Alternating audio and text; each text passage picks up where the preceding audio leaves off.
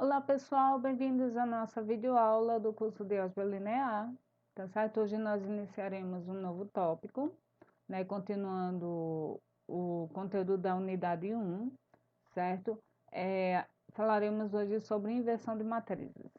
Bem, nessa primeira parte falaremos sobre definição de matriz inversa e veremos algumas propriedades, né, junto com alguns exemplos, tá certo? Bem, então é isso, então vamos começar a nossa videoaula.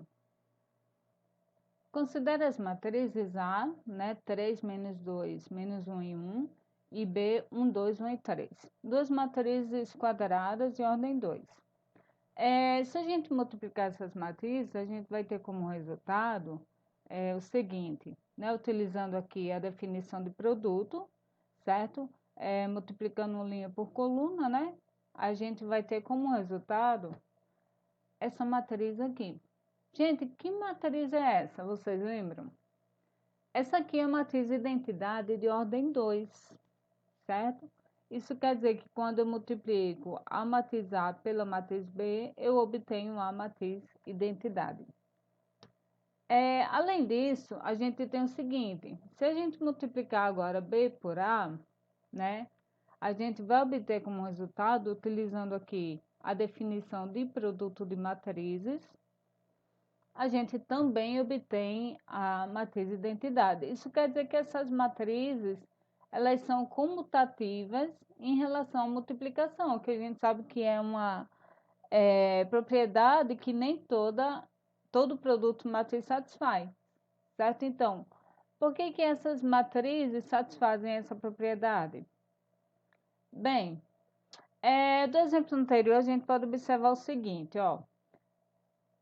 Como eu falei, né, as matrizes A e B são comutativas, e o resultado do produto das matrizes é a matriz identidade de ordem 2. Gente, quem satisfaz essas propriedades são matrizes especiais, tá certo? Vamos apresentar agora o conceito de matriz inversa, tá? Matriz inversa, uma matriz A de ordem n quadrada, tá? É dita inversível se existe uma matriz B de ordem n, tal que aconteça o seguinte, ó. A multiplicada por B é a mesma coisa que B multiplicado por A, que é a identidade, tá certo? Essas são as propriedades que uma matriz inversa satisfaz. É como se a gente estivesse falando do elemento inverso da multiplicação. Lembra que quando você multiplica dois números, que um número é o inverso do outro, a multiplicação dá 1, tá? Então, essa mesma ideia a gente está usando aqui com matrizes, tá? Só que o nosso 1 é quem? É a nossa matriz de identidade, tá? Bem, aqui é a nossa anotação, certo? A gente vai chamar a matriz B de A menos 1. Esse A menos 1 aqui quer dizer que ele é a matriz inversa da matriz A. Bem, vamos ver algumas propriedades que a matriz inversa satisfaz. Se A e B são matrizes inversíveis, então A vezes B também é inversível. E, além do mais, a inversa da matriz A vezes B vai ser a inversa da matriz B vezes a inversa da matriz A. Pessoal, olha, isso aqui é uma pegadinha. Cuidado para não achar que a inversa de A vezes B, a inversa de A vezes a inversa de B, porque isso não é verdade, tá? Aqui a gente inverte a ordem, ó. Fica a inversa de B vezes a inversa de A. Bem, se A é uma matriz inversível, então a transposta também é inversível e, além do mais, a matriz inversa da transposta é quem? É a transposta da inversa de A, tá certo? Então, para eu calcular a matriz inversa da transposta de A, basta eu conhecer a matriz inversa de A. A inversa também é inversível, tá? E a gente tem o seguinte, que a inversa da inversa é a própria matriz A, tá certo? Definição, né? Aqui é matriz potência. A elevado a K é inversível e a inversa de A elevado a K é igual à inversa de A elevado a K. Agora, o que significa esse A elevado a K? A elevado a K é A vezes A vezes A, K vezes, tá? Como se você pegasse a matriz A e multiplicasse ela por ela mesma, K vezes, tá ok? E se esse K for igual a zero, então A elevado a zero é a matriz identidade, tá bem? Então, a inversa de A elevado a K é a inversa de A multiplicada K vezes. Bem, vamos falar um pouquinho agora de matriz singular e matriz não singular, certo? Uma matriz singular A é uma matriz quadrada em que o determinante dela é nulo, ou seja, o determinante de A é igual a zero. Então, se é uma matriz cujo determinante é igual a zero, essa matriz é uma matriz singular, tá?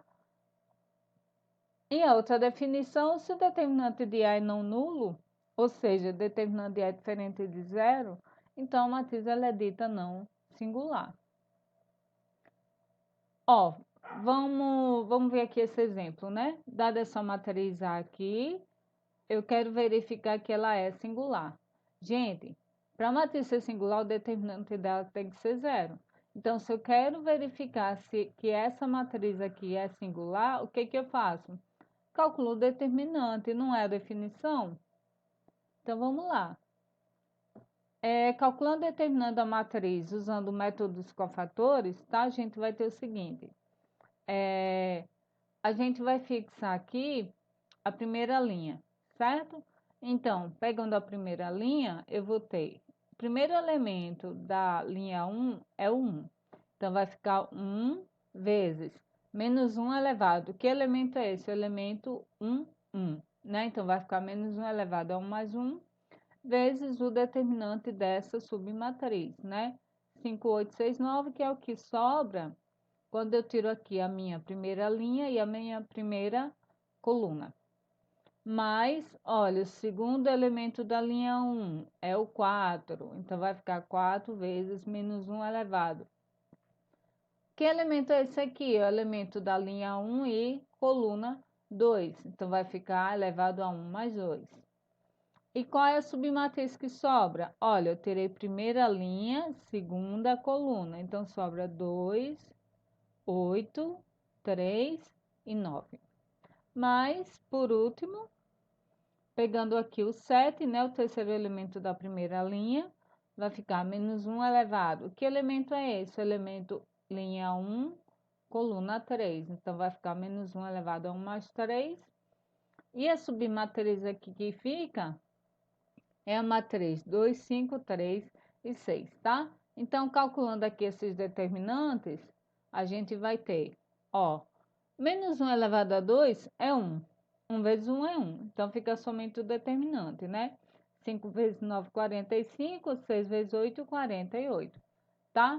Menos 4 vezes menos 1 elevado a 3 é menos 1. Com esse mais aqui, fica menos 4. Vezes o determinante dessa matriz. Mais 7 vezes menos 1. Gente, 1 mais 3 é 4. Menos 1 elevado a 4 é 1, positivo. Então, aqui fica somente o 7. E aqui o determinante da submatriz, tá? Então, a gente vai obter como resultado menos 3 mais 24 menos 21, tá? Depois confiram as contas, que vai me dar 0. Então, o determinante dessa matriz aqui é 0, né? Logo, a matriz é singular. Tá certo? Se eu quero verificar se uma matriz é singular, eu verifico se o determinante dela é zero. Se não for zero, ela vai ser não singular, tá? Continuando. Olha, exemplo 2. Agora ele pergunta, essa matriz é singular? Ele não afirma, né? E justifique, né? Diga por que que ela é singular. Então, vamos lá, calculando determinante pelo método dos cofatores, de novo, tá? Teremos o seguinte, né? Então, aqui eu escolhi a primeira linha, tá certo? Da minha matriz. Então, eu vou pegar todos os elementos da primeira linha, né? Utilizando o método dos cofatores, como vocês já conhecem. Aí aqui vão ficar o cálculo dos cofatores, né? Menos 1 elevado a I mais J vezes o determinante da submatriz. Então, substituindo aqui os elementos, ó, elemento da primeira coluna, primeiro elemento, segundo elemento da primeira linha, desculpe, e o terceiro elemento da primeira linha, né? São os elementos da primeira linha. E aqui o determinante das submatrizes. Então, fazendo aqui essa conta, a gente vai ter o seguinte, ó, vai ficar 2 vezes 6 menos 2, que é o determinante dessa matriz, menos 3 vezes 15 menos 6, o determinante dessa matriz, mais 5 menos 6, o determinante dessa matriz. Então, efetuando essas contas, a gente vai ter aqui 8 menos 27 menos 1, que vai dar menos 20.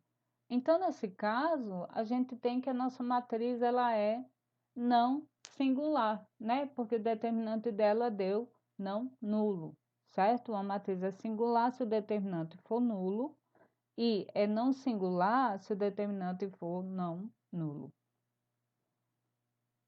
Bem, fica esse exercício aqui para vocês, tá?